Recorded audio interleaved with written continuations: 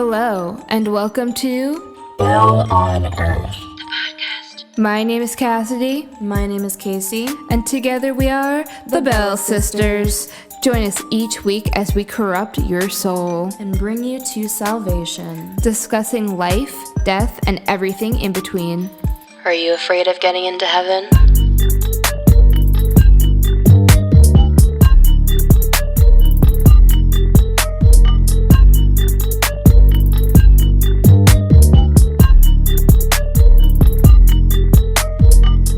Hello, Hello, and welcome.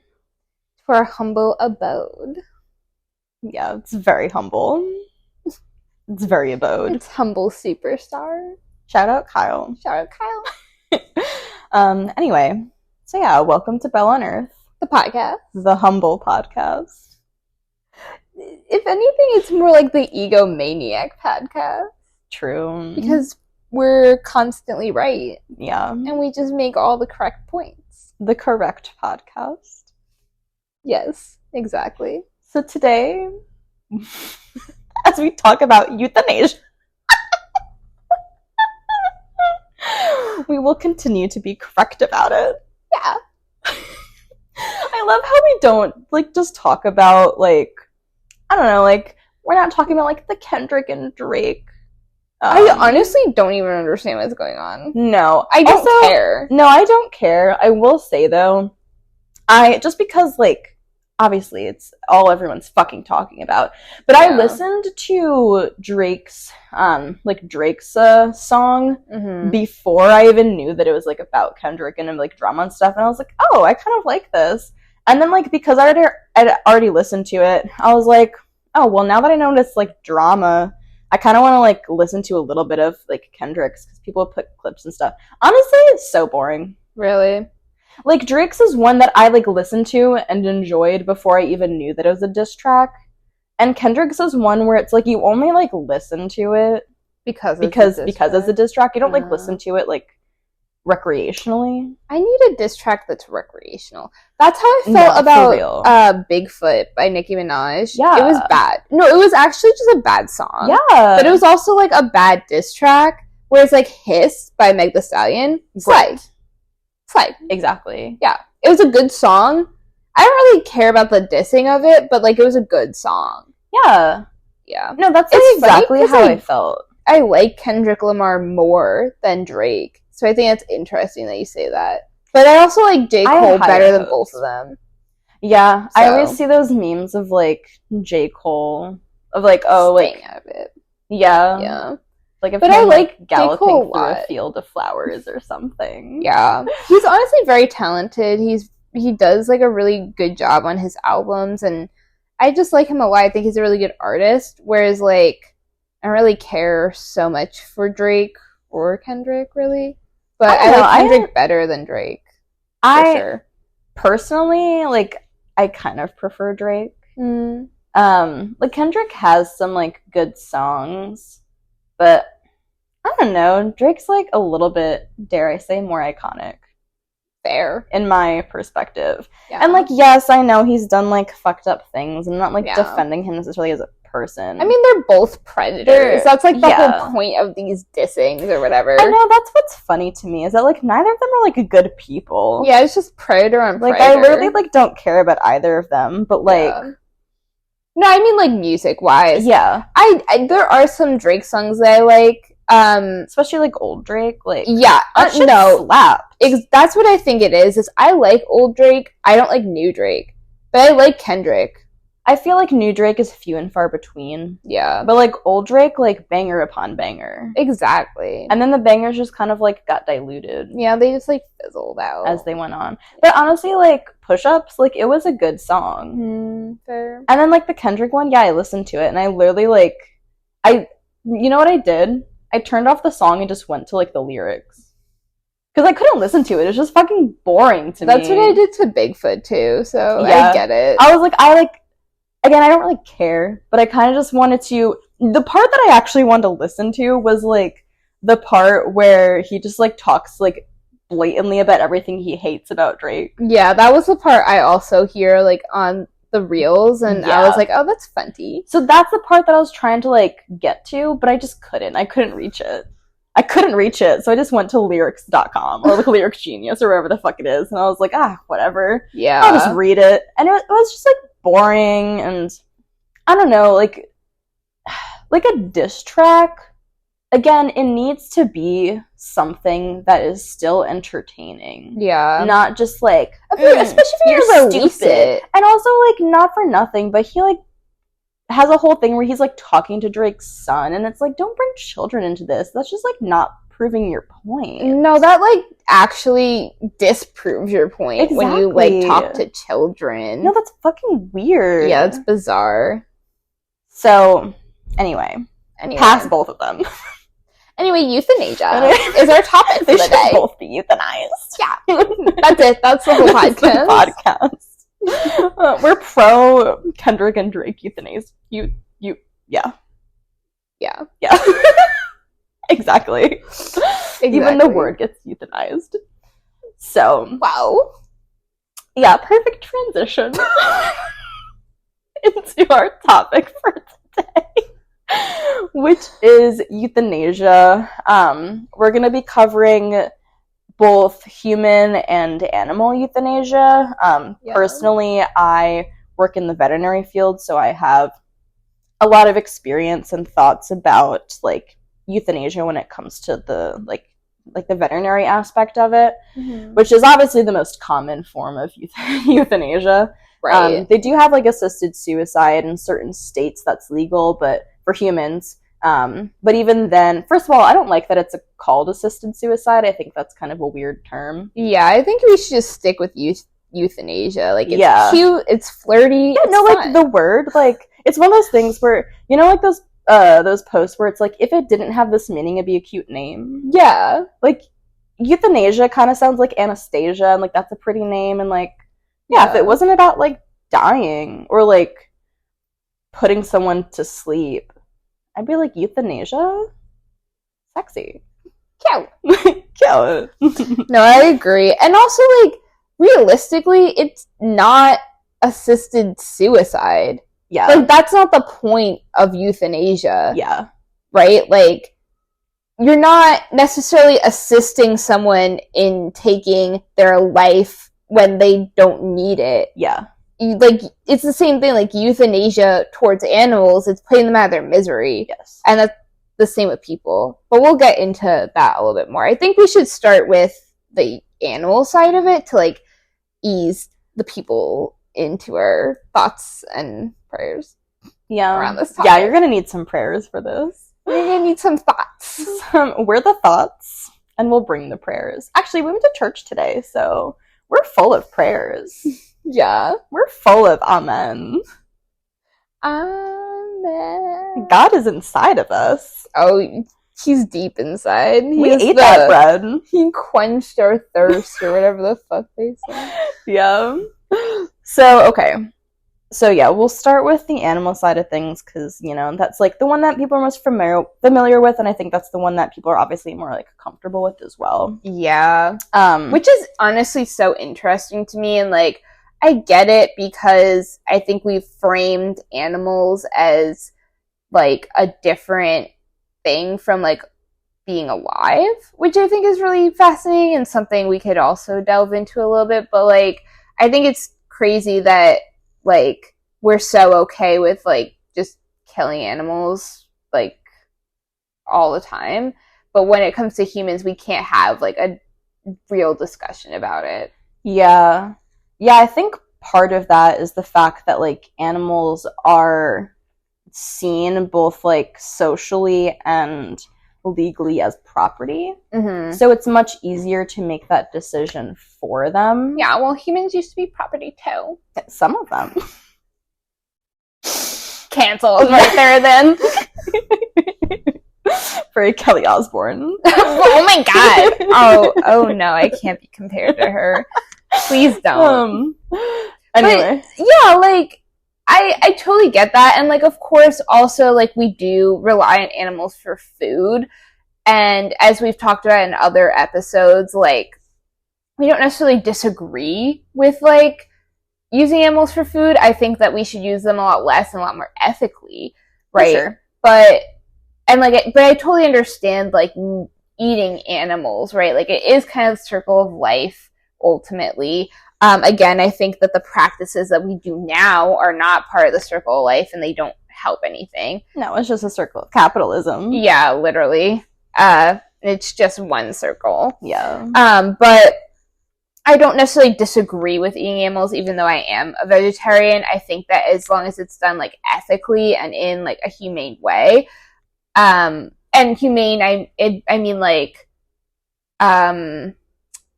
not just like putting them all in like a house and whatever and like just slaughtering them, like doing it more like not necessarily even the way they like live their lives, but like hunting I think is more humane than like slaughterhouses even. That's kind of like delving off topic. But again, like I'm not necessarily against eating animals, and so I do understand this like distinction that we have, and also they don't necessarily like look like humans and they don't talk like humans, they don't communicate the same way. So I do understand how we have this distinction in our minds that animals are different from us. But in terms of like death, like we all die the same way realistically, and like it just kind of almost like irks me, but it's also like intriguing to me that like we're so ready to just kill animals in circumstances where we're not like gaining anything from it, but we're not okay with it when it comes to humans, in terms of the fact that like we can empathize and sympathize with an animal that is like in pain or sick or aggressive and whatever, and we can sympathize with that and be like, okay, like I totally understand the decision here, but we can't do that for humans. And it just is very intriguing to me and very, I don't know, just a little bit weird in my opinion. Yeah, it's very strange. And like coming from the veterinary world and like having seen so much of it, given like like I worked in general practice for a little while, and like you see very different sides of euthanasia in different aspects of veterinary work. Yeah, that's fair. Because in the general practice, like your everyday vet, you know, like you're more focused on like the health and well-being, and you see those like long-term cases. So, you know, you see mainly the cases where the pet is like old age, or you see those cases where the pet is aggressive to a point where they're not safe in their own environment or even like safe from themselves. They put other like animals and other people and stuff in danger. And behavioral euthanasias are interesting because like most veterinarians, unless they have a built relationship with this person, like the client and the patient, they're not going to do it. Like I've worked in like urgent care and now emergency settings, and 99% of the time, unless someone comes in with police report upon police report and like vet records and stuff like that, most vets that I work with are not going to do a behavioral euthanasia. They're just not going to do it. You go to your GP for that. So GP mainly sees those kind of cases.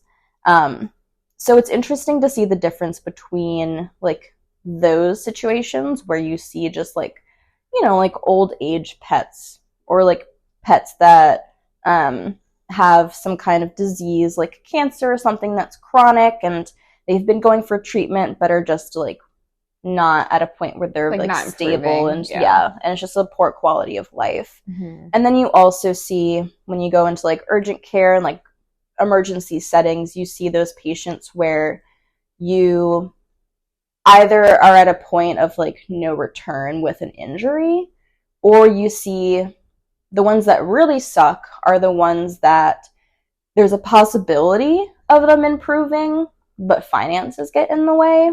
And those I think are the worst ones for me, because I personally, like, I know it's weird maybe to say right off the bat without like someone like really knowing much about euthanasia, but euthanasia is honestly my favorite, I wouldn't say my favorite, but like one of my favorite parts of working in veterinary care. Not because I like to kill animals, but I love the fact that we have that option to not just like let them to fucking continue to suffer. Like I think it's so important to have that last route of action where you don't have to just send someone on their way and let this like animal suffer until they just like die at home. And like I feel in human medicine, like sometimes that is the case where like Yeah. you don't really have an option to like stop trying, which is kind of weird to me. Yeah. Like the person may have that option, but like the doctors don't, which is kind of ridiculous. Well, I because feel like the person doesn't really either.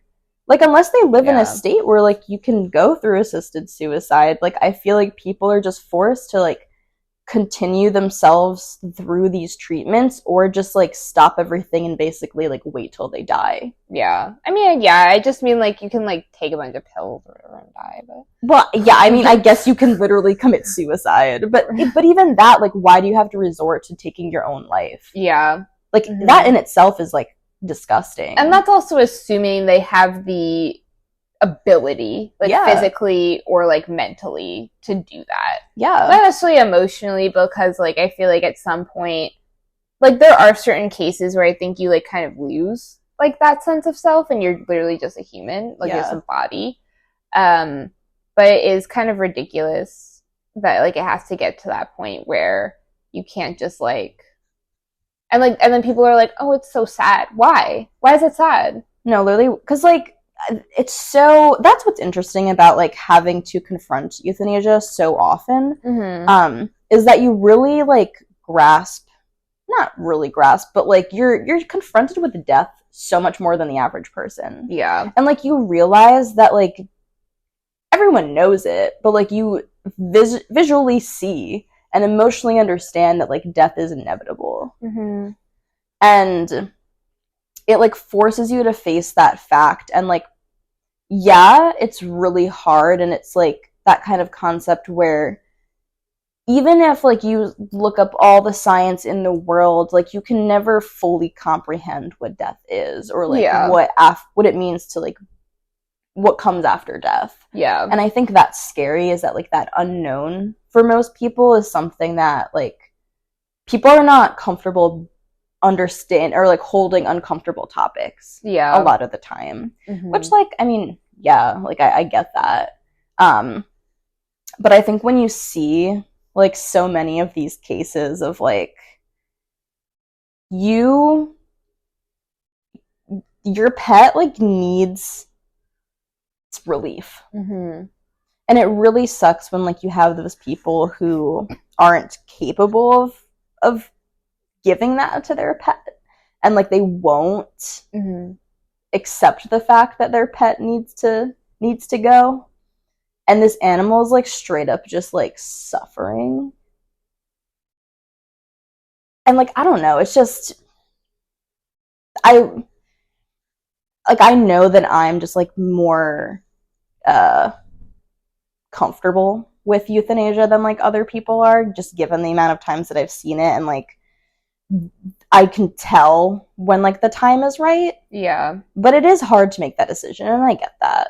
And also too, I do think that just to give some credit to the owners, you don't have that same connection with the pet that like they do. I mean, yeah, but like I also feel that like watching your pet suffer is like not ideal. No, I'm not saying that I necessarily agree. I'm just saying like to their credit, like they've seen their pet through so much. Of course. That you haven't necessarily. I feel like before we get deeper into like the ethics behind euthanasia, I would wonder if you were able to talk about like the process that you guys go through when it comes to deciding to euthanize, as well as like not necessarily like step-by-step play-by-play of like going through the euthanasia, but maybe just like the process of like kind of generally like what happens. Yeah, so when just it comes to give some context to the conversation. Yeah, for sure. So usually when it comes to euthanasia, again, it just depends on the circumstances. So there is this one company that we work with like a lot of the times, in at least like I know they have like a lot of other locations in the US especially. They're called Fond Memories, and they do actually have a kind of like a chart, like a quality of life chart. So not that everyone like uses that, but I feel like in general that's a good like idea to kind of put in your head of like, well, when the veterinarian is going through the discussion of like, for example, like either a animal that has like a chronic disease or they're just like going through old age, usually what we'll discuss is quality of life. Because a lot of the times the owners are like, well, he was like eating fine yesterday, but it's like, okay, well, the past like 7 days, right? He's had 1 good day and 6 bad ones. What is the quality of life there? Yeah. So a lot of the times when it comes to those kind of things, we discuss just the quality of the life that they're living and like when do you get to a point where it's like you don't want them to deteriorate to a point they're just like suffering unnecessarily.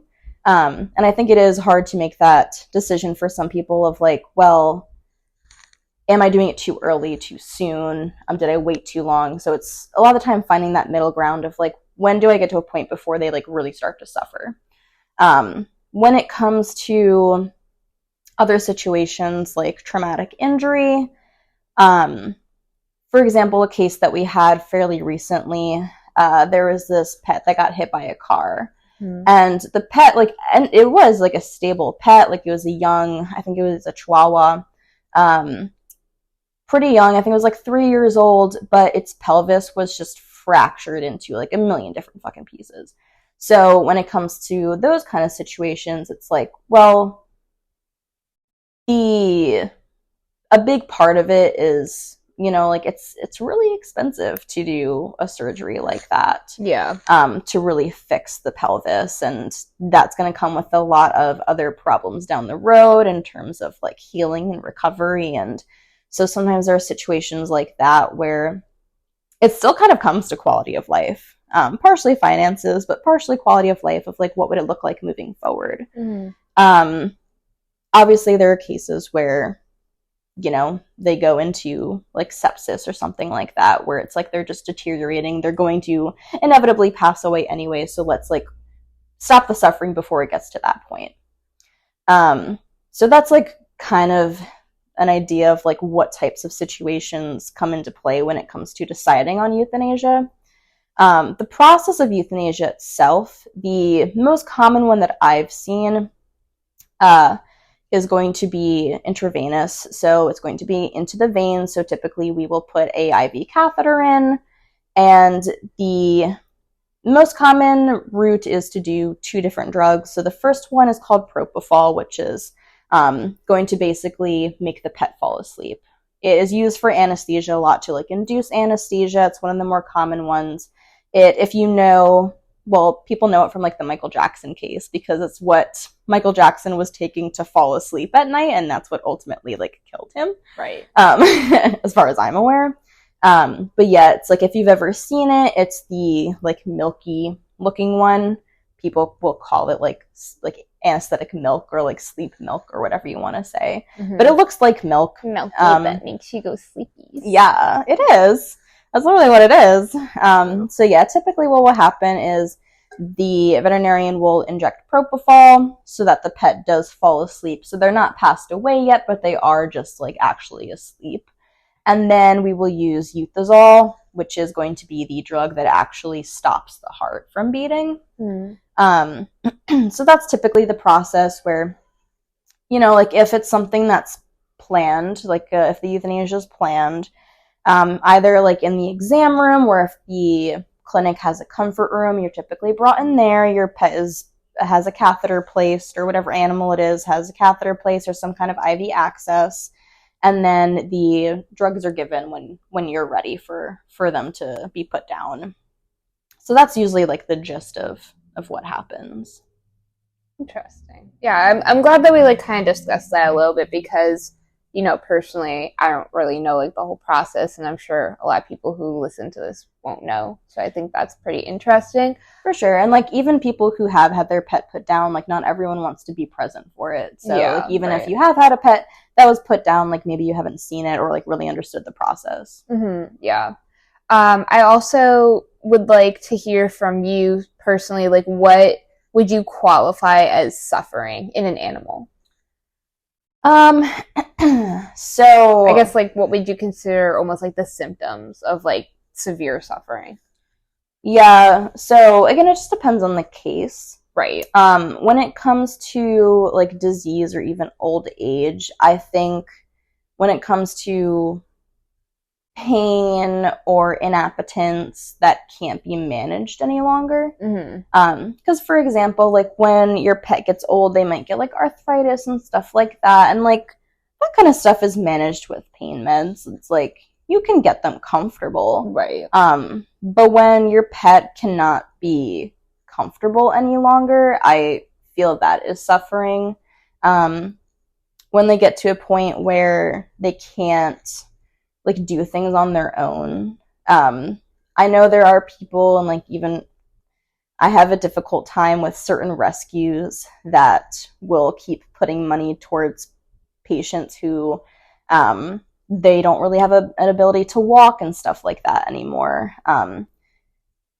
Personally, I think it's very case by case. I do think that when they like lose ability to like exist on their own, basically, I do kind of question of like, well, like again, what is their quality of life there? Obviously, when it comes to things like injuries and like wounds that can't be medically managed, I think that like would pelvis. be right, like the pelvis, or you know, like there are just like certain wounds that just are kind of too much to medically manage. So like that I think could be considered suffering. Just in general, like anything that cannot be managed to a point that the pet is comfortable on a regular basis, that's when I consider it to be suffering, and to a point where I don't think that's fair for that pet to be going through that anymore. Yeah, I think that's brilliant. Thanks. Yeah. I just like wanted to discuss it because I want to put context to this discussion, because I don't want to be like, we should just euthanize everyone. You know what I mean? Right. I do want to have like an ethical discussion around this.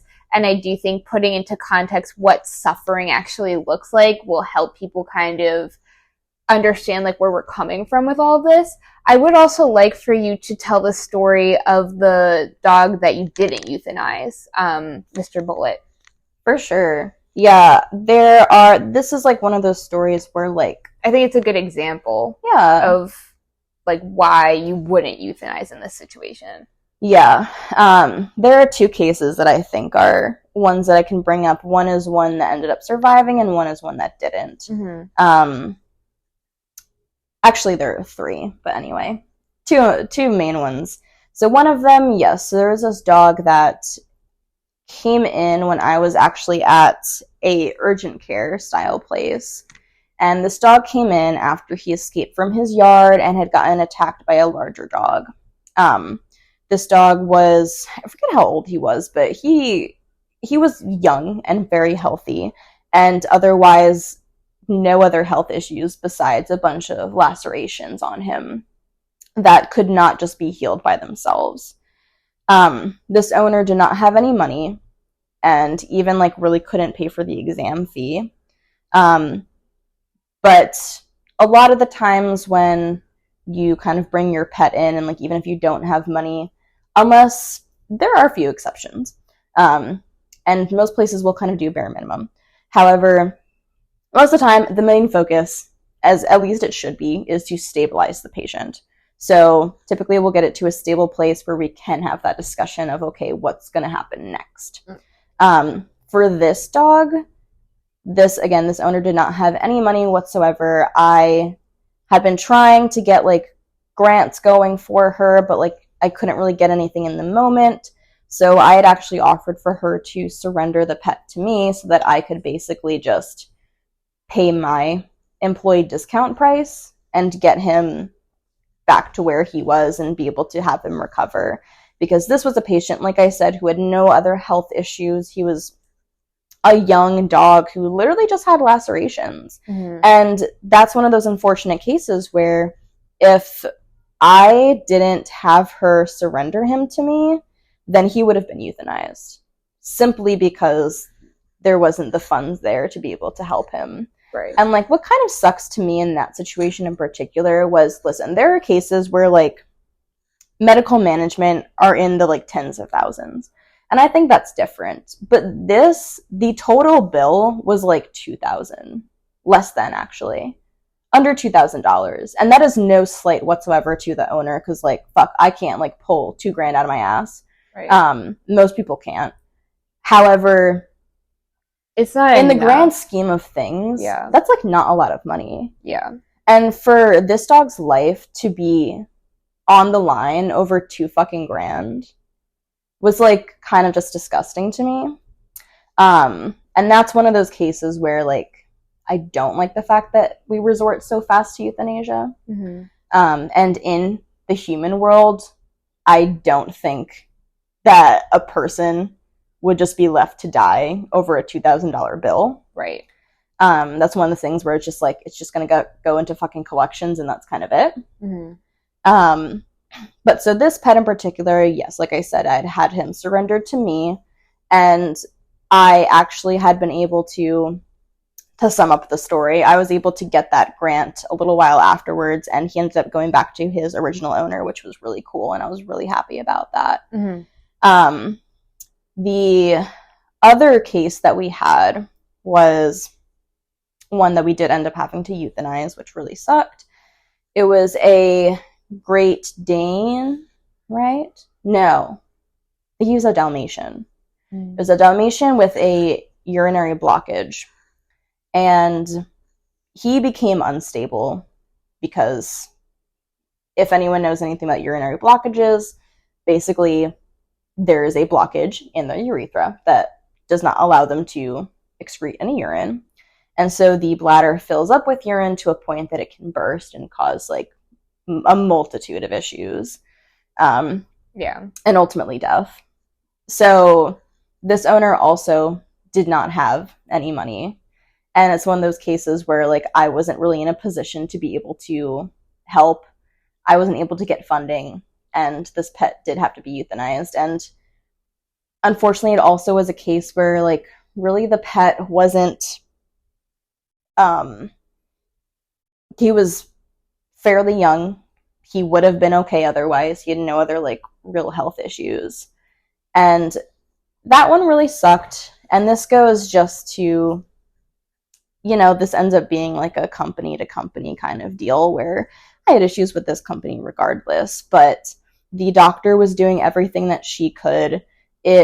Honestly, he would have survived if he had just been like transferred to an emergency, or had gone to an emergency to begin with and wouldn't have had to pay like multiple bills. Yeah. Because realistically, like, we didn't have a big part of the reason why, like, I couldn't just have him surrendered to me was because we would have had to have him go to somewhere that they had, like, surgical capabilities, which at that place, we couldn't do, like, abdominal surgeries, which would have been his situation. Right. And so this owner was not able to transfer to emergency where he could have had this stone removed.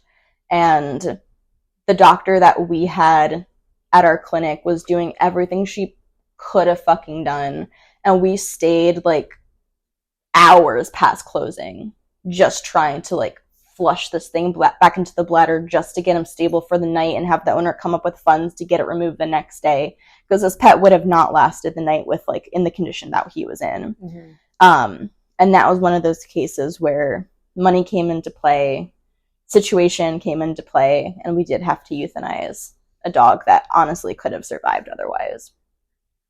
So, like, those are some situations that just, like, it sucks. Yeah, it really sucks. Yeah. Yeah, and again, like, I think it's unique to the veterinary world, where in the human world, like, yes, funds definitely do come into play, but when it comes to something like they're gonna die, then procedures are done prior to talking about, like, funds. And then funds are discussed later. Because again, like, in the, like, human world, like, you have insurance, and yes, insurance is a beast on its own. Mm-hmm. However, not everyone has insurance either. Well, no, not everyone has insurance, but also, like, the hospitals themselves get funded by the government typically, or, like, other entities, where as, like, veterinary companies are, like, privately owned. Even if they're, like, corporate, it's still under, like, that one corporate sphere. Yeah.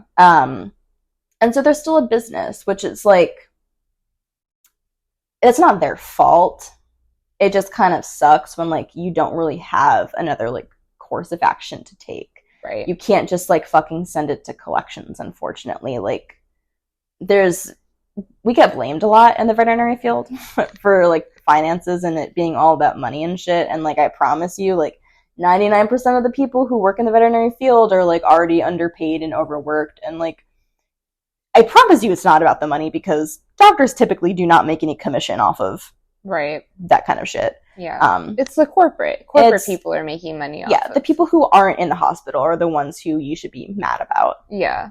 But yeah, like in the human world, like a lot of the time the finances are, they're talked about, but like in emergency settings where it's like a life-threatening thing, things typically are kind of just like done and money's dealt with afterwards. Right. And like continued treatment is typically where people stop because of insurance or because of other factors, right? But typically, like in emergency situations, yes, like life-saving measures are necessary to perform due to like the fact that like that's kind of the point, and also there's a lot of like protocol in terms of that. Yeah. Especially when it comes to something as simple as like unblocking a bladder, or you know, putting some lacerations back together or whatever. Yeah. Like that's like the troubling part, is that like it was one of those things where it's not going to be like a 10-hour surgery that is going to save this patient's life. It's like it took like an hour max to suture some lacerations back together. Nothing was even like more than kind of like superficial. And don't get me wrong, like when I say superficial, I mean like it wasn't like the like abdomen wasn't open. It wasn't like chest wounds that were like causing real like internal issues. It was deep wounds, but they were all like the dermal layers. Yeah. Mm-hmm. It wasn't like organs were flooding out of their body. Exactly. Yeah. And I think that's like where we're coming from with this, and that's why I wanted you to tell those stories, because I don't, again, want to like not have context to this type of discussion and just sound like evil people, because you know we're a little evil, but we're not that evil. No, and like again, that's why I think there's a duality to it, where there are certain times when I think euthanasia should not be used, and I hate that it's resorted to that. I think it's like great that we have the option for the pets that are suffering and shouldn't have to continue to suffer, but it's also a double-edged sword. Yeah, it's kind of like it's used a little bit too much in veterinary care, and it's used a little bit too little in human care. Yeah. And I think that's like where we're coming from, is that we just don't want people to suffer, as we've talked about in so many different episodes at this point in the season, right? In antinatalism, in the discussions around veganism and carnivorism. Like, these are all things that come up in terms of suffering, right? Like, we just don't want to see living sentient beings suffering. And I don't think it's necessarily fair to hold on to someone who is literally on the table, basically dead already, and allow them to continue to live in like deep physical pain just because it makes us feel better. Yes, ultimately, you know, grief is also suffering, right? And that is something that you'll have to go through when it comes to death and everything else. But would you rather like grieve a person or an animal that you had in good conscience like given the right choice and like given them the ability to like let go and not be in pain? Or would you really rather like sit by someone's bedside and watch them like deteriorate and like writhe in pain and suffer and not know where they are and not know who you are and like sit there and just like watch them die? Like, would you rather that, or would you rather just like set them free? In my opinion, personally, and we've gone through this in multiple different aspects, both with pets and with humans, but in my opinion, like, I truly do believe that ethically it's much better to allow someone to pass on than it is to allow them to sit in suffering. But again, the reason I wanted you to tell those stories is that I don't want to necessarily like hinder this discussion in any way and sit here and say like, oh, like euthanasia is the way to go for everything, because it's not. There's plenty of cases, like you just said, where putting an animal or even putting like a human down wouldn't necessarily be the right choice. And that's, I think, the nuanced, complicated, complex conversation that we have to have around it. Because if we were to kind of have a little bit more discussion around euthanasia with humans, would that put people in danger, right? Like, we've already seen certain cases where sometimes that has happened. And they're not necessarily like euthanizing, quote unquote, this person, but they are putting them in medically induced comas or medically dangerous situations where they does lead to death. And I also think that that's, you know, that system can become very abused if we were to instate or talk, like have this nuanced discussion kind of brought up in the human field. Like, would people just go and like have their kids euthanized because they just don't want them anymore? You know what I mean? Or would people just go and be like, well, my, you know, wife's being a bitch, just go euthanize her, you know what I mean? Like, and like, you know, that's a little bit like silly, funny, haha, but like, there are cases. It is until it's not. Right, there are going to be cases like that, and that's where you have to have these very nuanced discussions, because I truly, again, believe that there are people, like, we've had people in our lives and also just people in our families where, like, I don't necessarily want to give out, like, which family member it was, but there was a family member in our history who was held on to way too long, and they didn't want to pull the plug, and she was brain dead. She was completely brain dead, but the body was still alive, and they just wouldn't allow her to go. And that's the case where it's like, she's already brain dead. Like, just let her go. Like, why are you holding on? Like, why are you allowing her to suffer? Yeah. Whereas, like, again, like, there are cases out there where people put their loved ones into medically dangerous situations, and that's kind of like the double-edged sword that I think can come about with humans, right? I don't necessarily think that a lot of people with pets would necessarily just like, you know, like they bring them to shelters and everything else, and that can lead to euthanasia and stuff like that. But it's a little bit different in terms of the fact that I think when it comes to euthanasia, it's a little bit more on the vet. But when you're talking about sentient beings that can communicate and be like, hey, like, this person's not doing well, and then that person says, yeah, I'm not doing well because they've been manipulated into saying that, like, how do you kind of draw that line, you know? Yeah, and I think, like, so for an example, for a case of, like, human euthanasia that I think, like, most people would deem as acceptable, this, like, is kind of general, but, like, there's also one that I've seen that's, like, been kind of like a famous one for it.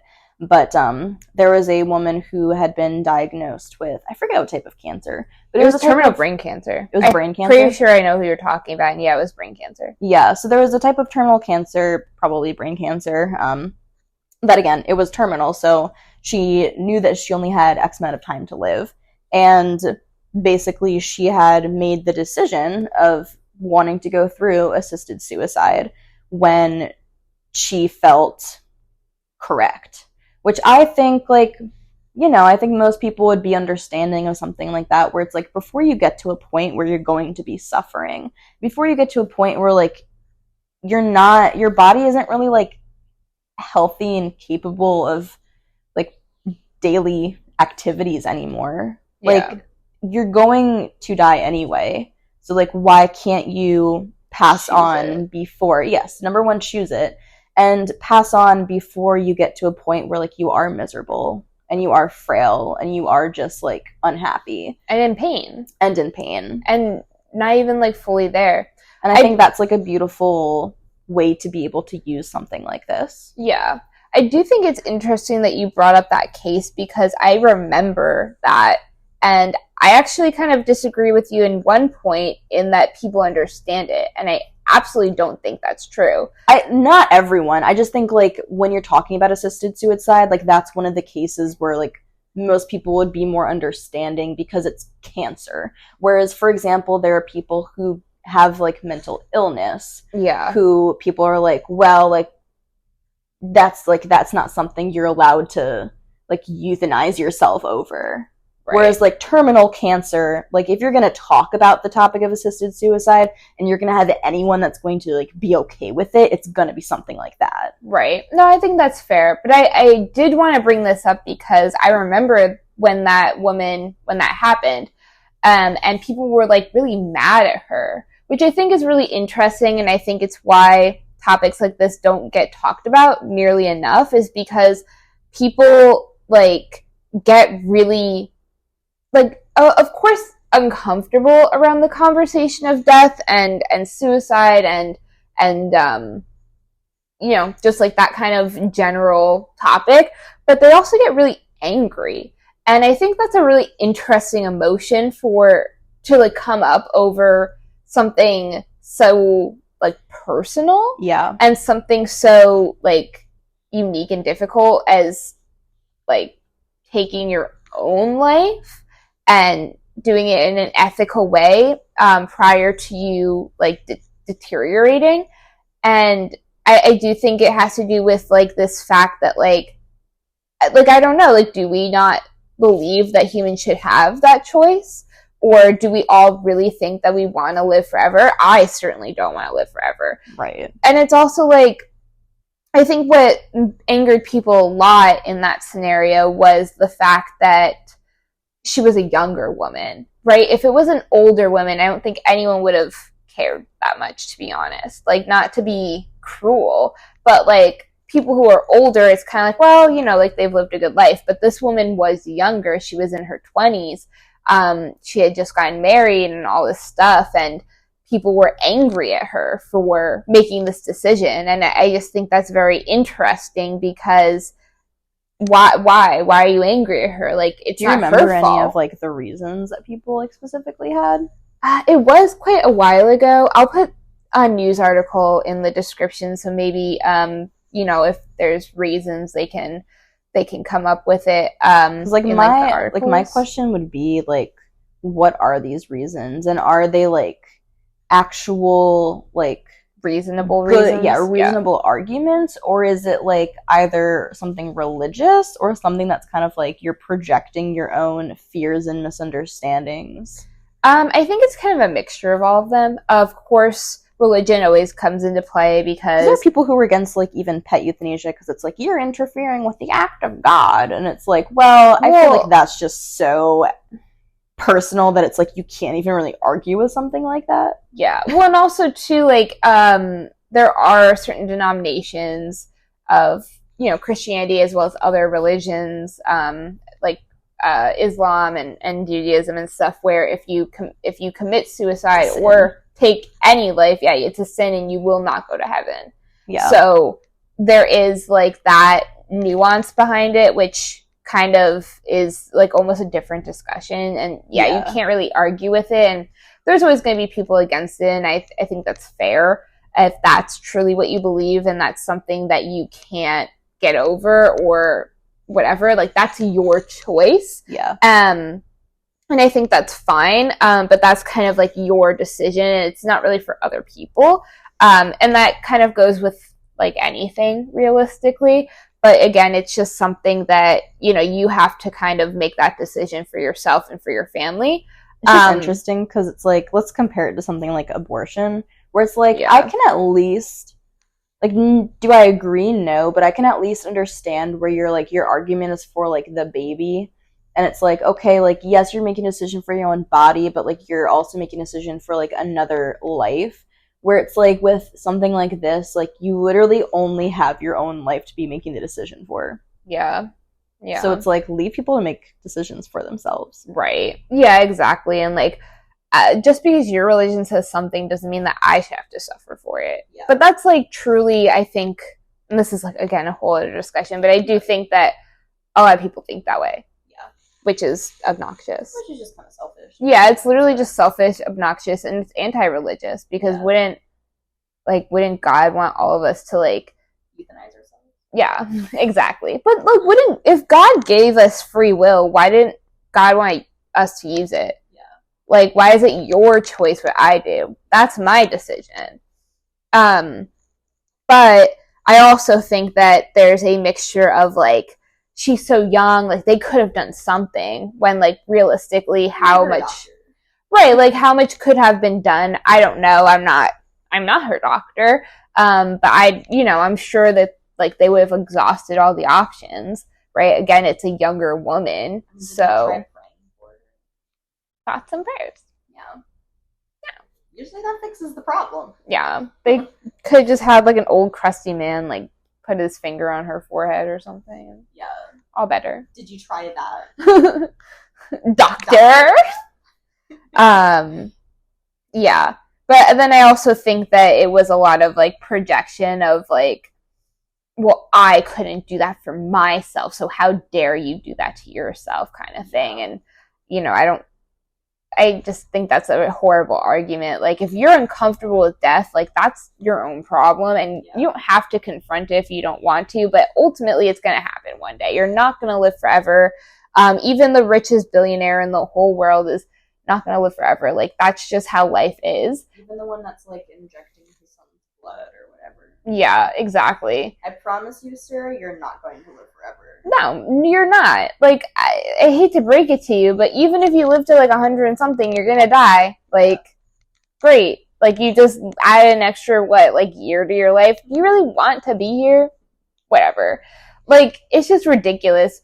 I personally, this is, like, maybe going a little bit off topic, but I feel like I personally have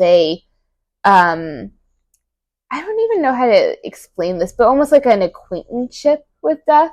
Like, I love that. Don't laugh very at me. dainty. Yeah.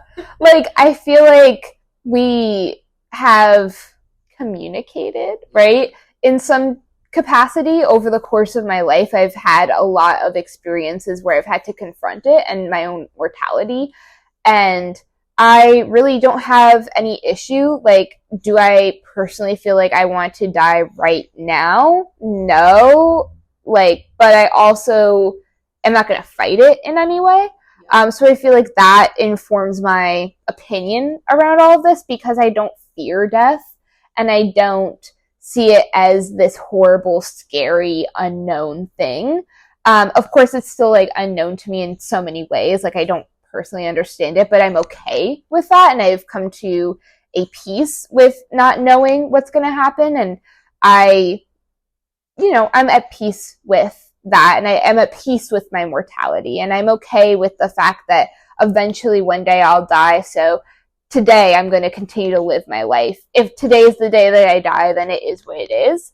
But as long as I'm happy with the life that I'm living, like, I'm okay with that. And so I think that kind of plays into, like, my personal opinion around this. So I do have sympathy for people that are very uncomfortable with death and very, very scared of it, and very unable to confront their mortality or the mortality of others. I do totally understand it, and there's a lot of reasons for that, right? Like, I think there's plenty of people that have had traumatic experiences or, whatever. But I also think that ultimately death isn't a scary or bad thing. And sometimes we do have to allow people to go at the time that they're meant to go. While that may be hard for you, it's the right thing to do. And I don't think that's a unethical thing to say. And I don't think it's unethical to allow people to make that decision for themselves. I do think that we have to be a little bit careful, like I said, because there are people, I think, that could abuse the system, but there's also people who obviously have suicidal ideations, right? And that can, I think, kind of lead to some problems as well, because I do get it. I understand that. But I also don't necessarily think we should just, like, give in to that kind of thing. I do think that, like, if we can provide treatment and support, then that would be a lot better. But I do think that the more that we discuss death and suicide, and the more we become comfortable with it, we can provide that treatment. So it's kind of like this important discussion to have, right? Because, like, like I don't think people are going to abuse the system in that way, because like the more that we're able to talk about it, the more that they're able to talk about it, and the more that they're able to get resources. So I think if that's like a concern that people have around assisted suicide or legalizing euthanasia, I don't actually see that being a concern that I would personally have. And that kind of was a little bit of a ramble, but that's my thoughts. You're allowed to share your opinions on it. Yeah, this is our podcast. This is literally us. Yeah. This is me. Yeah. This is real. Wow. Iconic.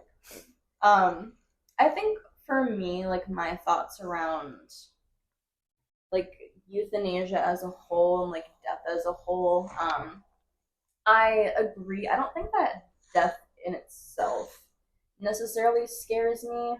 I think what most people come to fear is like the circumstances surrounding it. Yeah. Which is why like euthanasia is so interesting. Like, because again, like I've been confronted with it in so many different situations. And it's never like the death itself that's like really the problem. Like, yes, obviously it kind of is, because like you'll never see the pet or the person again. So like obviously the death itself ends up being a problem. But I think a lot of the times like the circumstances surrounding that death ends up being what creates the problem or creates like the trauma of it. Yeah. Like when it comes to euthanasia in like the veterinary world, I think euthanasia and like death in itself is just naturally like morally gray. Yeah. I think most things kind of are morally gray, but I think like euthanasia is very, very morally gray. And I don't think that any situation is truly black or white. I think it's just kind of like lighter or darker shades of gray. Yeah. Like I have seen like so many cases where like, yeah, like the act of euthanasia is what like brings peace to that animal.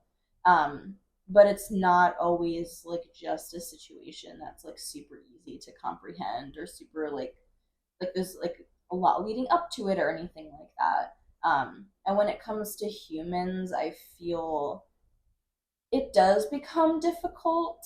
And I understand people's like uncertainty with it, and you know, there's a different aspect of like when it comes to an animal, like I mean, it's kind of hard because like they don't really know what's going on, and like yeah, like animals like know what's going on, but like they kind of don't. They don't really have the decision making for themselves.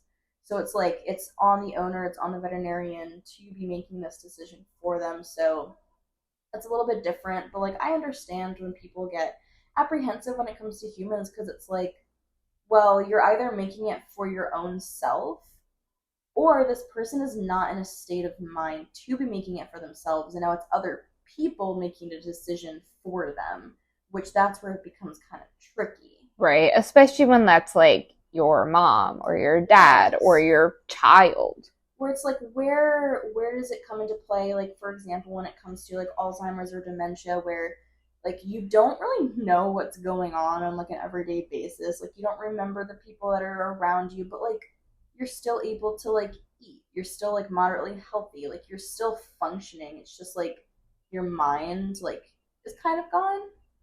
Where like in that case, like is it ethical to euthanize someone over something like that? Yeah.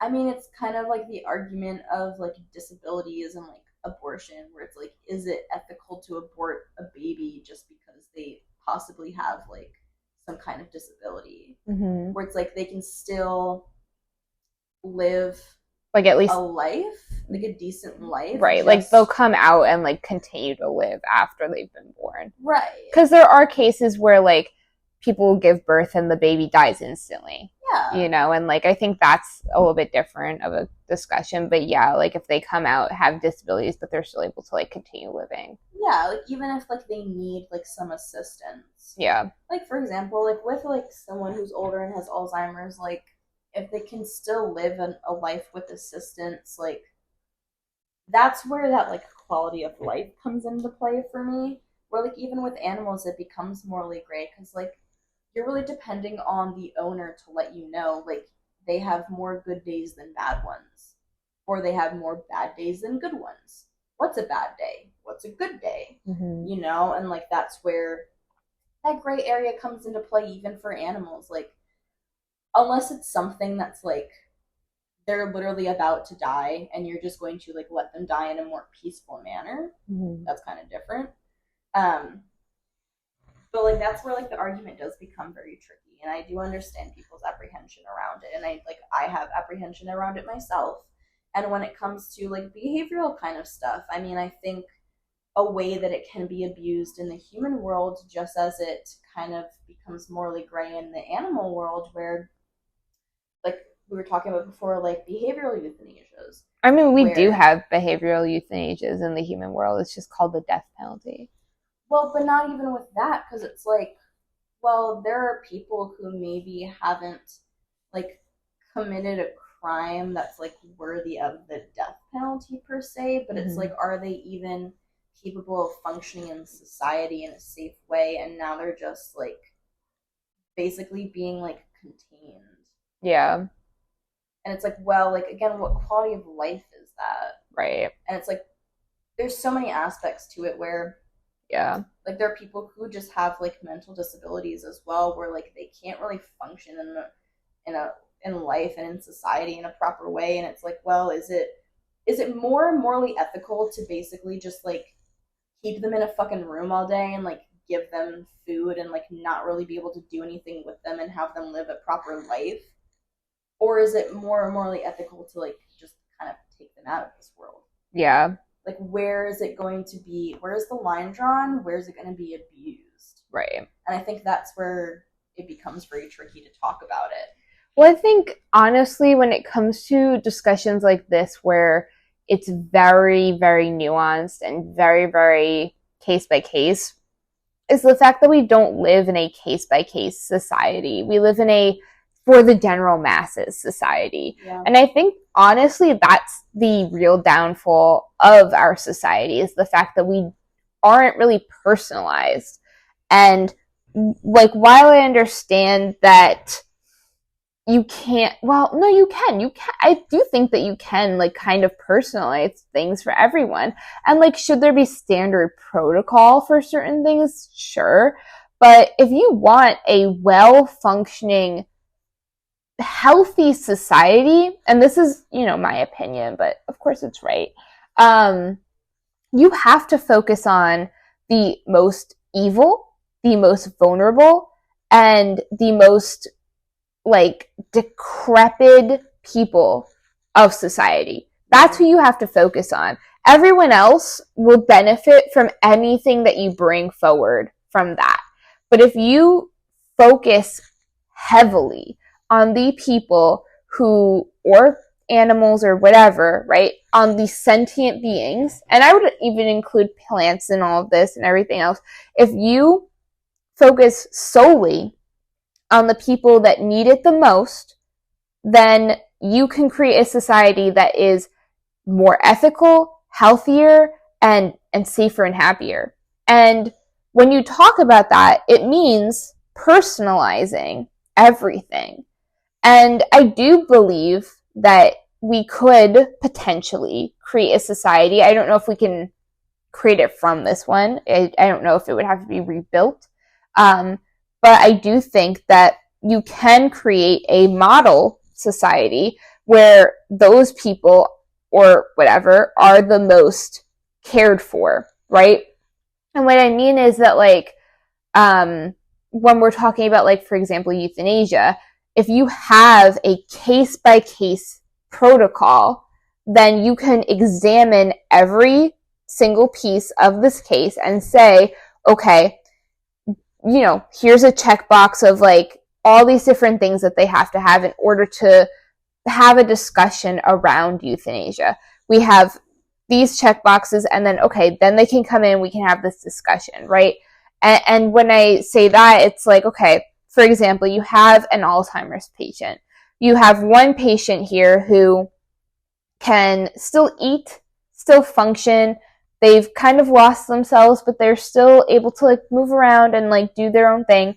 Okay, well, like, can they eat, right? Can they breathe on their own? Can they do this? And also, like, does their Alzheimer's like cause them grief? Like, are they someone who, like, even if they like don't recognize the people around them, it doesn't like cause them panic and fear? Right, exactly. Like, here's all the little check boxes around this, and like, okay, well, some of these boxes are checked, so maybe we should have this discussion later. But then you bring in another person, right, who has Alzheimer's but is no longer eating, no longer sleeping, no longer breathing by themselves. Okay, like, now we have more check boxes filled out, and maybe it's time to start having these discussions around quality of life, right? That's kind of what I'm saying, is that, like, in particular to euthanasia, I think that we have to really be careful and be very case by case and allow someone to have that discussion with the party themselves if they're able to discuss it, or with parties around them who are discussing their life and their care and everything else. And also, too, when it comes to something like Alzheimer's, they're going to have medical professionals around them that you can also have discussions with, and you can continue to have like that kind of quality of care. When it comes to like terminal cancer patients, as long as they're kind of before that stage of no longer being able to talk or care for themselves, I think having that discussion with someone and sitting down and making it a personalized plan around how we want to do this would be a lot more effective and a lot more ethical than just allowing anyone, whoever, can sign up for this thing, right? And I think that when we start it from the bottom up and really like take it at a case by case level, then we can create a functioning system where people can benefit from something like this, right? Again, like, because then in that system, right, you have someone who is suffering, right, from severe mental illness, and maybe they go in and maybe really what they need is just better care or better, a different environment or whatever it is, right? Maybe they do need just like something else in order to provide them a better quality of life.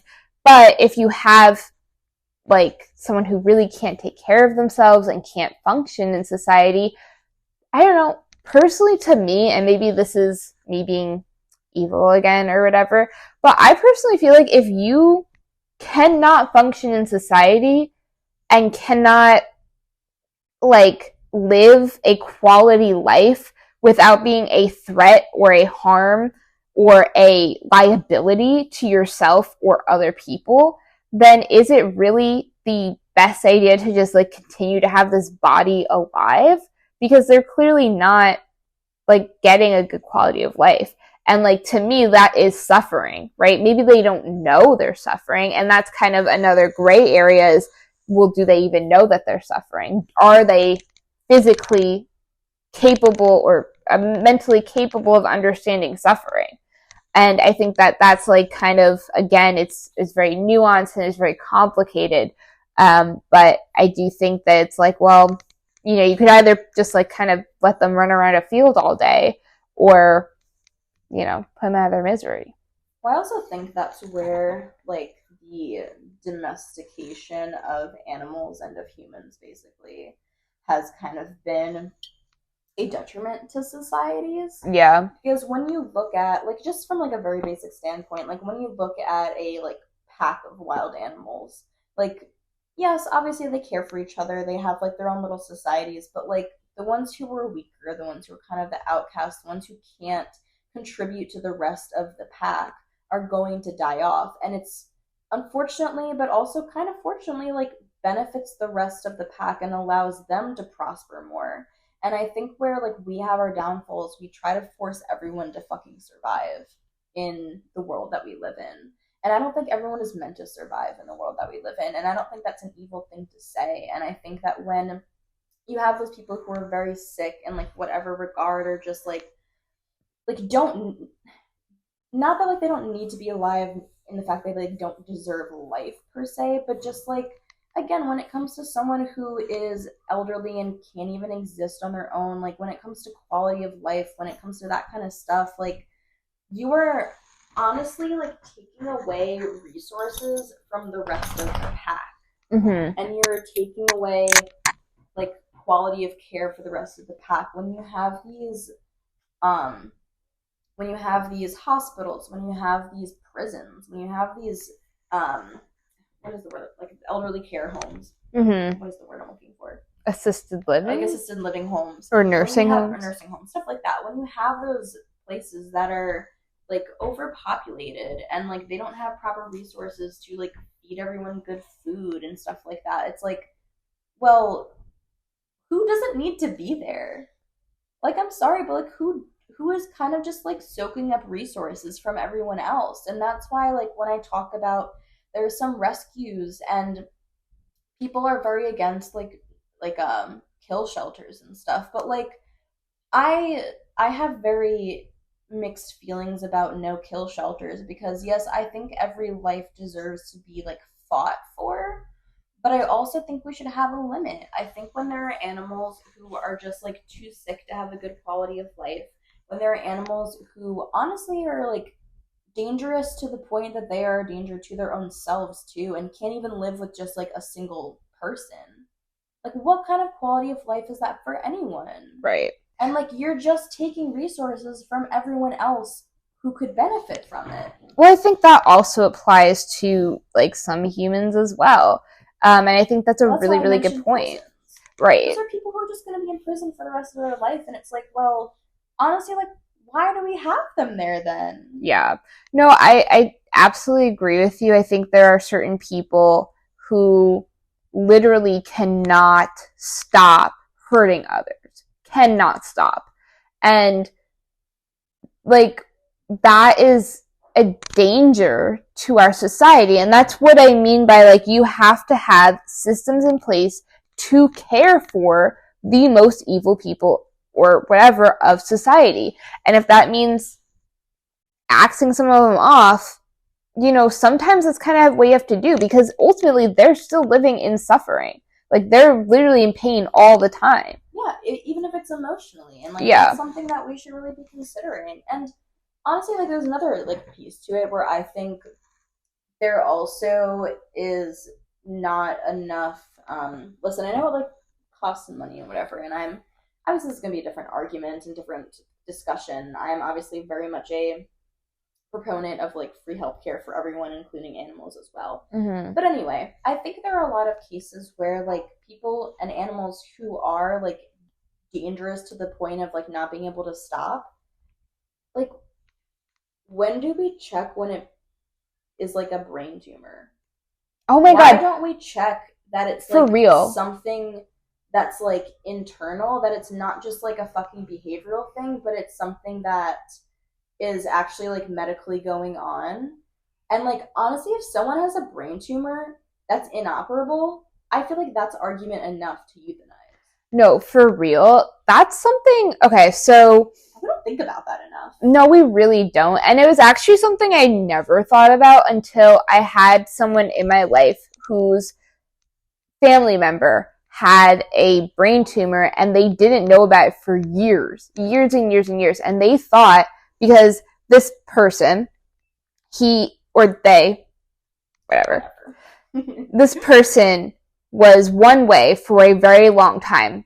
You know, nice. I didn't know this person, so I couldn't necessarily describe their personality, but they were a nice enough person, family person. They, you know, did certain things certain ways, right? Like they had like a very specific personality, and then overnight their personality changed completely overnight, and no one could explain it. No one understood it. and they completely just like went off and did completely different things from what they were doing beforehand.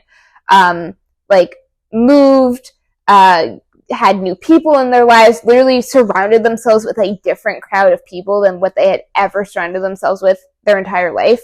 And didn't, like, they just had this whole different life all of a sudden. And no one really could explain it. No one really knew what was going on. And then they, I guess, I don't know exactly how it was found, but they found out they had a brain tumor and ultimately, unfortunately, passed away from it. But, like, why isn't that something that we are not thinking about, right? Like, I mean, not to blame anyone in that situation, right? That they would have thought about it or anything like that. But it is something that, like, their doctors should have thought about. Like, you're all of a sudden a completely different person. That doesn't make any sense. Like, logically, it doesn't make any sense. Yeah. What else could possibly explain that? And I absolutely agree with you that that's something that we should be checking out a lot more than we truly do, because it for sure is a lot more common than we think about. And I mean, we even had a dog that we had fostered who had, if I remember correctly, previously had been like abused. And severely abused to the point that they had brain injury. And this dog would be okay at one moment, and then would snap and be severely aggressive to the point that we couldn't foster them anymore.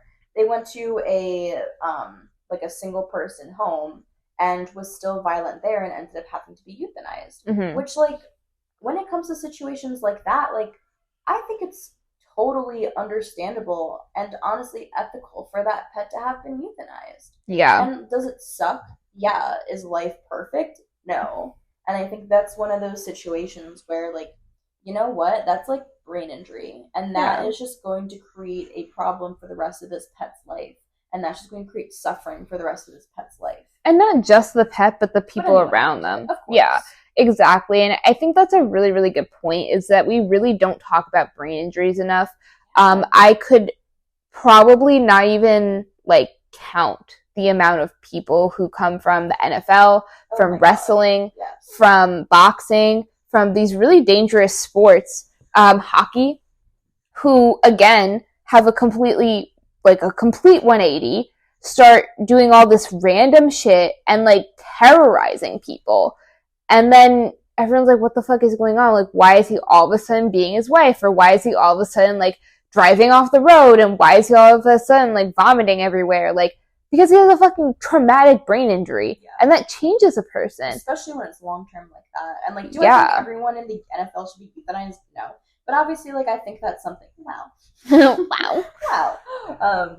But I think that's something that, like, we have to really consider and think about and, like, do something about, because clearly it's having an effect on people. Yeah. And clearly it's causing an unsafe society. Yeah, exactly. Like, I don't really agree with allowing people to just run amok in the streets and beat the shit out of their wives and, I don't know, molest their kids, whatever the fuck they're doing, because they have a traumatic brain injury. Like, that's not an excuse. Like, is an explanation? For sure. Absolutely. Of course. It's not their fault, right? Yes, it's sort of their fault that they went to the NFL, but that's, like, here nor there. Right. It's like a normalized thing. Exactly. Like, it's not their fault that they are now disabled, but it is everyone else's problem that they're now, like, causing harm on everyone.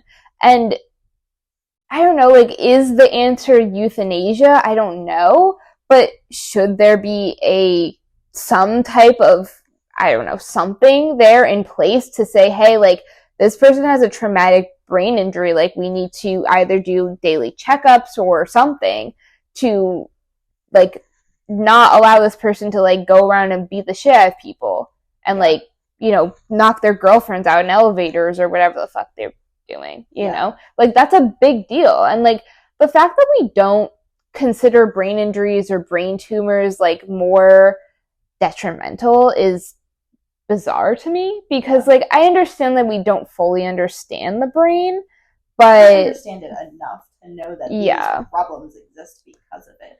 I mean, fuck, there are people who wake up and speak an entirely different language. Yeah. Like, the brain obviously has, like, a huge impact on, like, our existence. Exactly. And it is, like, a big deal. Like, it really is. And it's not cool to just allow people to like just do whatever the fuck they want, to be honest. But then like not allow other people to not. I don't know. It's kind of weird to me. I am someone who does happen to listen to a lot of true crime and stuff as well. And the amount of times that I've heard people just like get off on like multiple things that they've done to like really damage people, like either killing or raping or whatever, it's kind of insane to me. And like again, I'm not advocating for euthanasia for like any type of crime. I think we have to be very careful with it again. And personally, I'm a proponent of minimizing the death penalty because I don't necessarily think that everyone who gets it is really should be eligible for it. Which is kind of insane because we only have X amount of people on death row, and it's like even those cases. Yeah. But, like, there are people who have been killed who literally were innocent. Yeah, falsely accused, innocent. So, I mean, there's a lot of how many, right, like how many racialized individuals have been killed just like simply because of their race. Right. That's not fair either, right? Well, that's why I understand people's hesitation when it comes to like legalizing euthanasia on like a widespread basis. Because there's a lot of bias and a lot of abuse that could happen to the system, and it's not really fair to like discount that, right? Because that's a big part of the discussion. I mean, how many countless people have lost their lives on death row who were completely innocent, and it's literally just because of their race or because of their mental disabilities or, you know, et cetera, right? Or like there's plenty of different reasons why someone's gone to death row that weren't because of their crimes. Yeah. Okay, just a quick aside. Our mics died mid-conversation. I think mine died first. So if the audio kind of changed briefly, that's why. But we're just gonna continue on from here. We're just gonna continue ranting. Yeah. And raving. Anyway, back to the regular scheduled programming. Yeah. So I think what I was saying before is like we just have to be very careful with like who we're talking about and like what we're talking about when it comes to like death row and euthanasia, just because like it can be very abused by so many different people, and like so many different things can happen when we just kind of allow for anyone to be like killed or whatever for various reasons. And you know, like there's a lot of people who there's just not enough like evidence for them to be on death row or for them to like even be like really like prosecuted for the things that they've done or whatever. So I do think we have to be very careful with like, I don't know, I guess with like the qualifications for something like this. But I also do think that like I'm not necessarily against the death penalty or obviously against like ethical euthanasia of terminally ill people or people who can't truly function.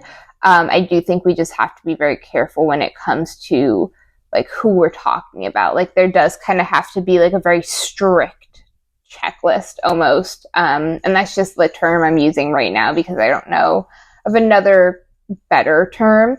But I do think there has to be very strict qualifications when it comes to this kind of thing.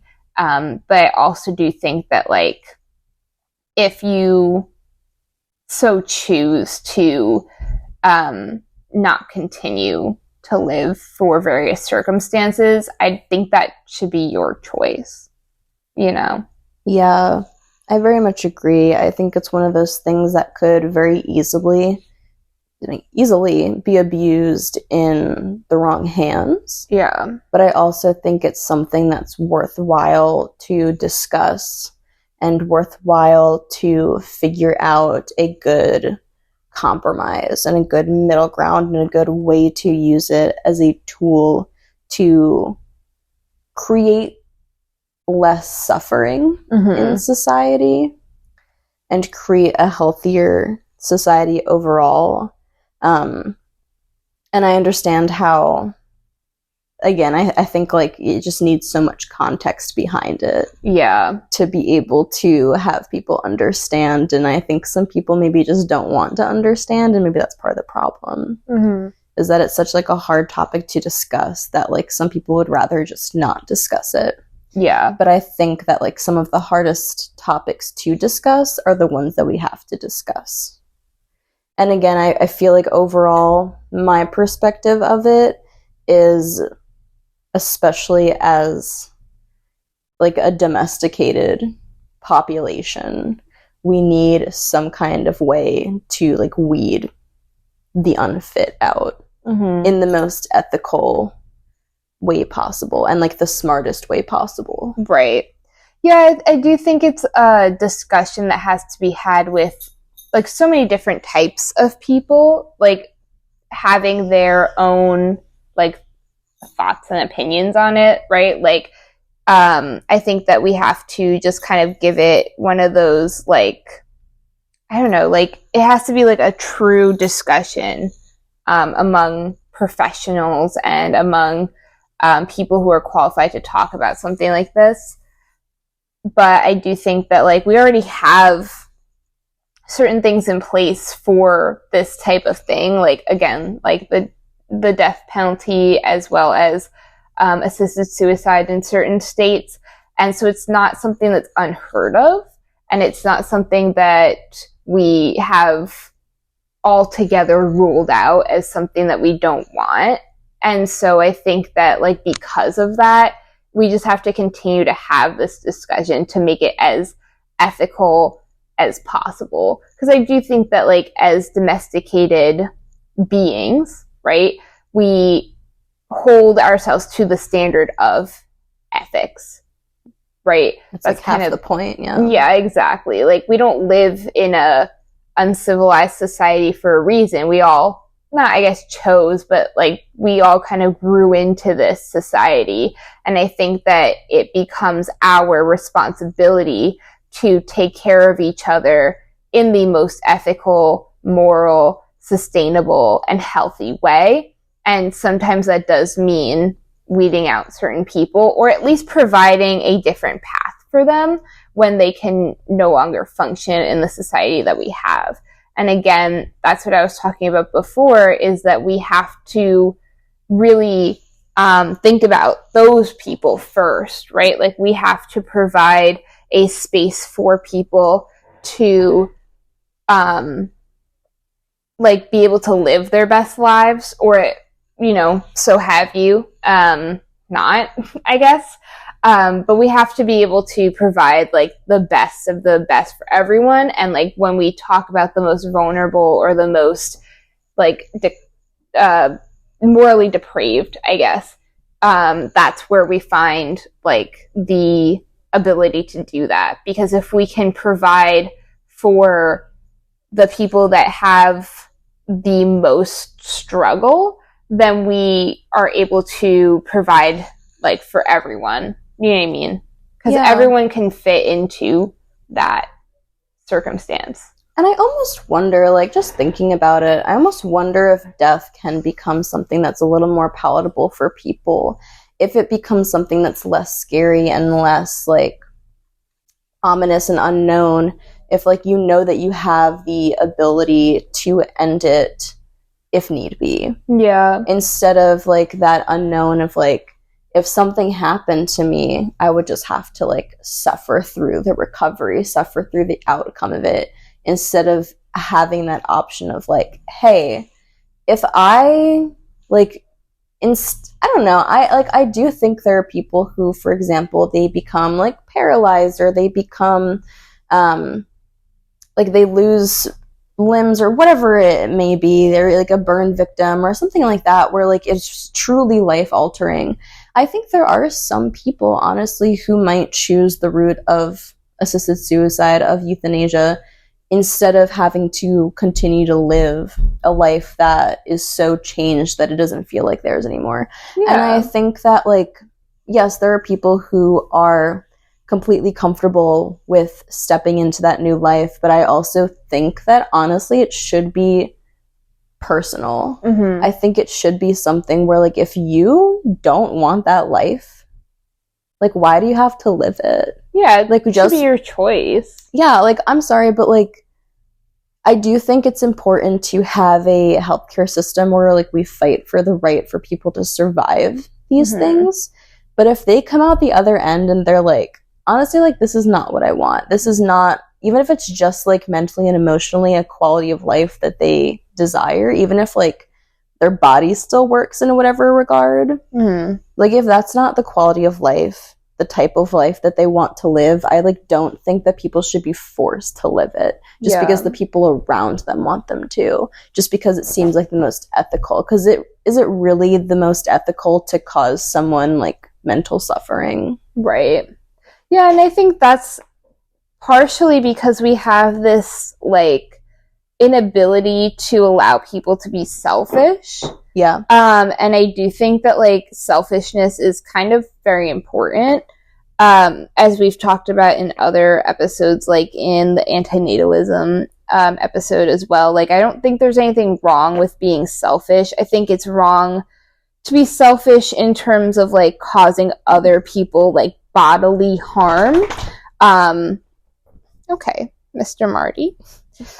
In terms of, like, well, I want, like, you know, just as an example, like, I want sex, so I'm going to go out and, like, hurt people because I want this, you know, like, that's different. Right, you're bringing other people into that. Right, but, like, when it comes to your own life and your decisions, I do think that, like, you should be allowed to be selfish, and I don't think that we should be so ashamed of that, because, like, if I truly feel like I can't do this anymore, like, why is that so shameful for me to bring up? And why is it so taboo? And why should I feel so horrible about, like, that decision? Like, I really do think that, like, that should be my choice. And also, like, why do we, in the civilization that we live in, why do we have to resort to suicide? Yeah. Why do we have to, if someone, like, wants, and they have their reasons, and they, like, have exhausted all of their options, if they truly are suffering to the point that they, like, want to end their life, again, I feel like maybe that's that gray area, but it's certainly very case by case of, like, why do we now have to resort to committing suicide, and that possibly being something that's painful for them, that causes suffering, and then that's something that someone else has to find them, that causes someone else trauma and suffering, when we could have a situation where it's, like, understood, it's mutual, it's respected, and it's dignified. Yeah, right, exactly. And I also think that in terms of suicide, if we're going to go into that, like, realistically, the people who are suicidal, but that's not necessarily, like, the right decision for them, would ultimately, again, be less ashamed to get treatment because they're able to talk about it, because there are systems in place saying, like, hey, this isn't a shameful topic, so why don't you, like, talk to a counselor or talk to, like, someone about these feelings, and then maybe we can discuss why you're feeling this way, and maybe we'll get to the root of the problem, and we're able to kind of, like, work through that and solve it and confront it instead of just living your life in pain. You know, like, that's something I think both of us have gone through, where we've had to confront our problems, and through that have realized, okay, like, actually, I want to take my life in a different direction, or I don't want to ultimately, like, end it, because the things that were making me feel uncomfortable were the things that I just needed to, like, fix and change, or change the environment, or whatever it is, right? Like, there would be more systems in place to be able to have those open discussions instead of feeling like, oh my God, if I talk about this, I'm going to get in so much trouble and everyone's going to hate me and they're going to think I'm crazy and blah, blah. And instead, if we had an open forum where we could openly discuss these issues, then people would feel more inclined to be able to talk about the things that they're experiencing and not feel so ashamed about it. And it wouldn't be so uncomfortable for other people to hear about it. Because I know personally, I've had discussions with people about topics like this, and it's a very, very uncomfortable discussion because, like, on both sides, you're not really entirely sure what to say, and you're not sure if you're going to send someone over the deep end, or they're not sure, or you don't really know how to, like, process all of this. And also, like, if I tell someone else, like, will they get in trouble, or will they be sent away, or, like, will something bad happen to them?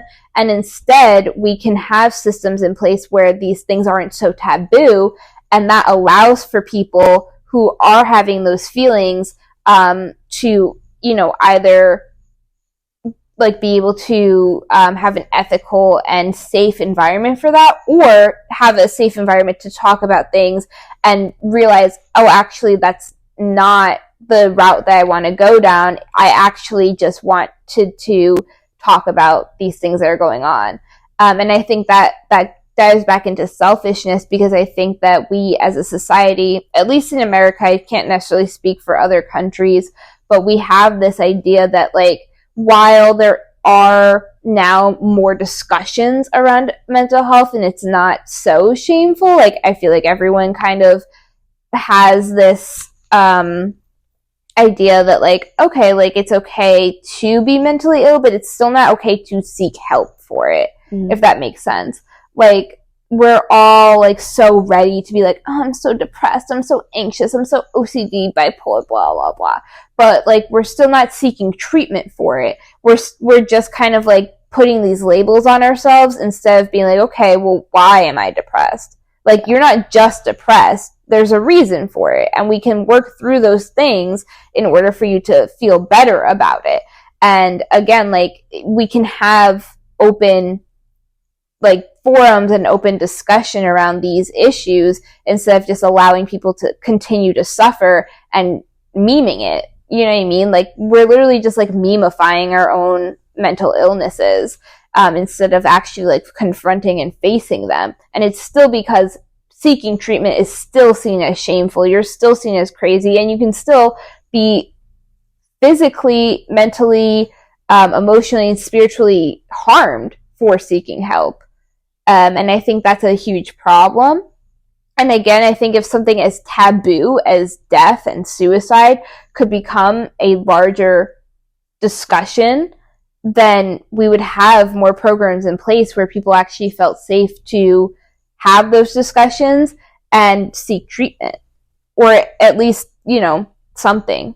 At least, like, bring it out to the open, because yeah, I very much agree. I feel like suicide in itself is something where most people don't, like, necessarily want to end their life. They just don't know how to live their life. Yeah. And that's the big difference, is that, like, the only reason they want to kill themselves is because they, like, don't know how to live otherwise. Well, and it's also, like, I think they don't know how to, or not don't know, I think it's, like, they are put into a circumstance where they can't live their lives. Well, that's exactly what I mean. Yeah, and it's just, like, they don't see another way out. Yeah, exactly, yeah. Like, I remember watching this movie, it was Archie's Final Project, and one of the things the counselor says is, like, you don't actually want to die, you just want to change your life. You want to kill the person that you are and become the person that you want to be. And that's, like, the majority of people, specifically younger people who are suicidal, is that they feel like they're stuck in these circumstances, and instead we can offer a different route because that's realistically what they're looking for. And also, like, not for nothing, but, like, people are allowed to be seeking attention. Like, I don't really understand. Like, I think that's, like, also a huge thing. Is like, oh, well, you're just an attention seeker. Yeah, like It's like we're social beings. Yeah, exactly. Like we do want attention. That's like the whole It's not point. a bad thing. Yeah. Like when we all did that deserve become a bad attention. thing? Yeah, people do deserve attention. We deserve to care about each other, and we deserve to be cared about. Yeah. And I don't think that's a bad thing. And I think that exactly what you're saying, like where it becomes a problem is that like we have, well, first of all, like the life that we live is just completely unnatural. Yeah. And completely like flipped to what like we were like initially created, I suppose, and like what we're like wired to exist in. Mm-hmm. So like we already have that kind of going against us. Right. And I don't just mean like I mean like the life that we live on like an everyday basis. Like we're not meant for all this, and especially with technology, and it's just like it's a lot. And I don't think that it is anyone's fault that like mental illness has become such a widespread thing. And I think that like yeah, like everyone is, I suppose, like some form of mentally ill to some extent, but I don't necessarily think that all mental illnesses are like true illnesses to the point that they need to be cured. We all just like are in circumstances that don't allow us to thrive. Yeah. And that's where it becomes a problem, and that's where it becomes overwhelming for some people to deal with it. And I fully believe that like if we did have the ability to talk about these things in a much more like open and rational way, then like they wouldn't be as big of an issue as they are. No, because realistically, like when I personally started to actually like confront like the issues that I was having, like I mean, I don't want to say like I cured anything, but I worked through a lot of issues and have become a much more authentic, healthy person because I like actually confronted those issues. And like, yes, like you said, like we're not necessarily set up with conditions that would allow us to thrive. But I do think that we can live to the best of our ability if we were given true, like, I don't know, like true, like care, just like caring about each other. Yeah. And why does it always lead back to community? Because that's always the answer. Well, because it really is the answer. And like we have like the resources to give ourselves what we need. I just don't think that we use them in the way that's practical. Yeah. Like we have the ability to create a society that is like never gonna be like perfect per se, but I think that's like fine. Yeah. And I think in a sense like imperfection is what like breeds creativity and like innovation and stuff like that. So like I don't think that perfect is ever like going to be fully achieved, because I don't think it's supposed to be fully achieved. I think that's kind of the point, is to continue to grow and progress. Mm-hmm. But like some of these issues are just things that, I don't know, as like an uneducated 24-year-old white woman, I'm like, this is so obvious. Yeah. No, I totally agree. Like, this is so obvious to me, of like things that we could change to make our everyday lives better for everyone. And like, why wouldn't you want that? Yeah. Like, that's what I don't understand, is like why people don't want others to thrive. Yeah. So Boring. though can be euthanized. Yeah. Over. Yeah. Slay. Yeah. Euthanize. No one can really see that, but that was like supposed to be with like a snap kind of thing. Like a snap and a euthanize. Yeah. A Z formation. Yeah. Yeah. I saw it. Yeah. You saw the vision. Yeah. Sure. But yeah, I guess just to like tie it back into euthanasia as a whole, I think our opinions are pretty similar. Yeah. And have been expressed.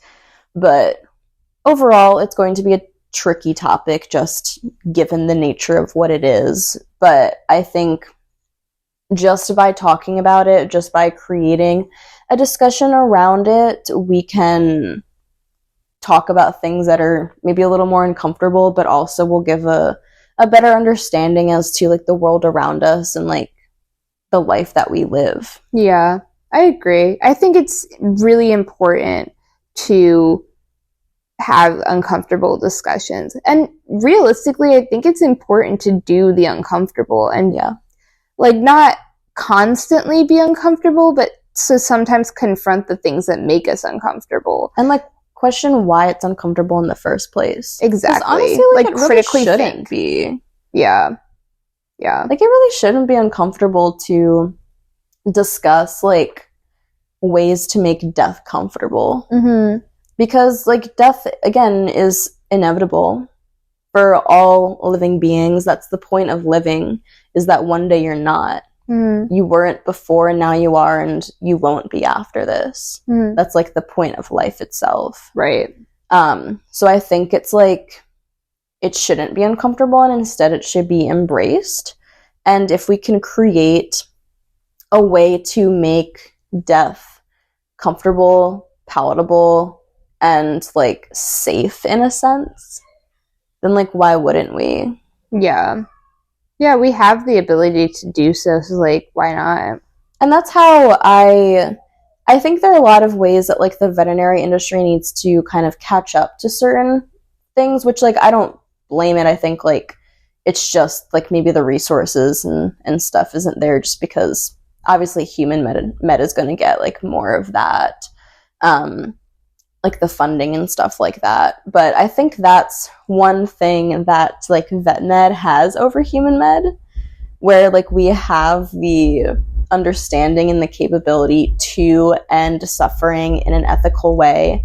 And yeah, again, I think it's one of those things where, you know, I don't love it because I love death and killing and stuff. I love it because it's something that's so innovative and so like unheard of outside of the veterinary world. But it shouldn't be. It shouldn't be solely in vet med. It should be something that's across the board. It should be something that's available to people as well, because no one should have to suffer if it's needless. Yeah, if they don't have to. Like, why are you putting people through that? Yeah. Yeah. And I do think that, like, of course, realistically, like, there's other things that kind of come first when it comes to human care that, like, we're literally allowing people to suffer for no reason, like homelessness or starvation and hunger and things like that. Like, we're needlessly allowing people to suffer for no reason whatsoever. We have so many resources to provide for people that I do think that end-of-life care is kind of almost on the back burner of people's minds in a lot of ways, especially with everything in today's world that's going on. But I do think that is something that we do need to kind of bring to the forefront, because it is something that every single person, animal, and so have you, will experience. And again, if we can make it as least like painful as possible, then why shouldn't we? Yeah. Why shouldn't we? And like, not for nothing, but it would make it as least painful as possible for everyone involved, not just the party that is going through with it, but also their loved ones would have a chance to say goodbye before they were like suffering and all this other stuff, you know. And you don't have to have someone full-time taking care of them and everything else. And yeah, it's such like a drain, like even like financially, to be having someone in hospice or something like that, when it's like you're already paying so much to do like funeral services and all that kind of shit. It's like now like you're just draining someone's like financial capabilities in every other way too, when it's like, especially in these circumstances that we're discussing, it's like the suffering is already occurring. You're basically at this point just like waiting for them to die. Right. Well, it's like you're causing so much suffering of the living. Like you're saying, like, why would you drain the resources of someone who is going to continue to live for someone who is not? Yeah. It doesn't make any sense. It doesn't make any sense at all. It's just fucking stupid. I think most things are kind of fucking stupid, but, like, true. This is just, like, it's kind of overwhelming how dumb it is. And again, it's one of those things where, like, we already have, like, begun to implement it, and it's already something that, like, exists in vet med, so it's not, like, and it's, like, normal. Like, I see, like, multiple euthanasias a day. You know, it's not something that it's, like, that rare case. It's, like, we have, like, fond memories, the company that does the cremation services, they come every single day to pick up. Like, you know, like, it's something that, like, is so normalized in vet med, and it's only, like, slowly being a thing in the human, like, world that, like, doesn't really make sense to me. Yeah. So I agree. Yeah, that was pretty thorough. Yeah. That's our thoughts and opinions on euthanasia. Euthanasia. I'm sorry, I still really love the word. Yeah. It is one of those words. No matter the undertone, like, I kind of just love the word. It's kind of beautiful. It's, like, almost like nostalgia. Yeah. Like, it just has that, like, little, like, cutesy ending. Yeah. Yeah. We love the shahs. Shahs. And with that, bye. Shah. Thank you for listening to Bell on Earth, the podcast. We hope that your minds have been expanded and your pussies have been opened. Be sure to rate and follow the show on Spotify, Apple Podcasts, and Amazon Music. This podcast is brought to you by Free Studio Productions. It's hosted and produced by Cassidy and Casey Bell. Big thanks to our executive producer, Derek Benton. Don't forget to follow us on Instagram, TikTok, and Facebook for all of your content needs. See you later, haters.